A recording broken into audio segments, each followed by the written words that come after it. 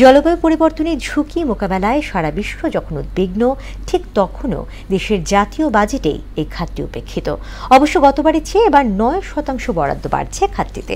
এই বরাদ্দ যথেষ্ট না হলেও সুষম ব্যয় নিয়ে সংশয় বিশেষজ্ঞরা। জলবায়ু বিশেষজ্ঞরা বলছেন, পাল্টে যাওয়া পরিস্থিতিতে সর্বাধিক গুরুত্ব দিতে হবে পরিবেশ খাতে। মনিরুল ইসলামের রিপোর্ট। বন, পরিবেশ ও জলবায়ু পরিবর্তন মন্ত্রণালয়ের বিগত বছরের বাজেটে দেখা যায় বিদায়ী অর্থ বছরে বরাদ্দ পায় ১,৬৩৯ কোটি টাকা, যা আগের বছর থেকে ১৩৮ কোটি বেশি। আর ২০২১-২২ অর্থ বছরে বাজেট ছিল ১,২২১ কোটি টাকা, যা আগের অর্থ বছরের চেয়ে ২৫ কোটি টাকা কম। ২০২০-২১ অর্থ বছরে এ মন্ত্রণালয় বাজেট বরাদ্দ পেয়েছিল ১,২৪৬ কোটি টাকা। সুদবিহীন ব্যাংকিংয়ে আত্মশুদ্ধির পথ এনআরবিসি ব্যাংকের ইসলামিক ব্যাংকিং আল আমিন।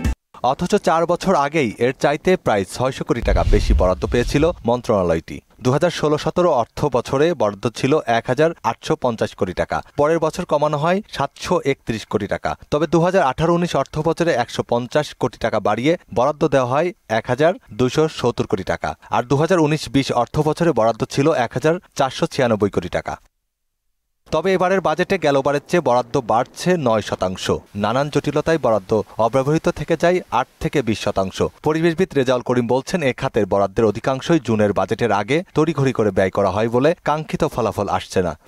মার্চ মাস পর্যন্ত ব্যয়ের পরিমাণ থাকে ৫০-৬০% এবং এই ৩ মাসে অধিক চাপাচাপি করে এই খরচটা করে ফেলা হয়। কিন্তু এই দ্রুত গতিতে খরচ করার দরুন যে রেজাল্টটা আসার কথা, সেই রেজাল্টটা কিন্তু আসে না।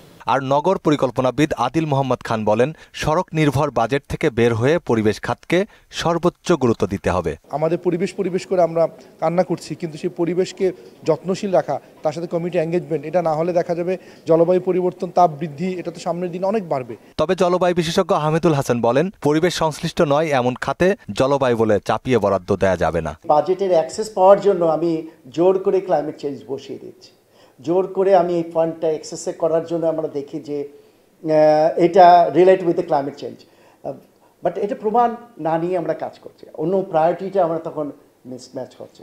বাজেট প্রণয়নে শক্তিশালী অভিযোজন নীতি বাস্তবায়নের পাশাপাশি মন্ত্রণালয়ের সমন্বয়ের দিকে জোর দেওয়ার পরামর্শ দেন এই বিশেষজ্ঞ। প্ল্যানিং কমিশনের ভিতরে প্ল্যানিং হচ্ছে, আর ইন্ডিভিজুয়াল প্রত্যেকটা মিনিস্ট্রি আবার প্ল্যানিং ডিভিশন আছে, এটার ভিতরে আরও বেশি সমন্বয় দরকার। মনিরুল ইসলাম, মোহনা সংবাদ, ঢাকা।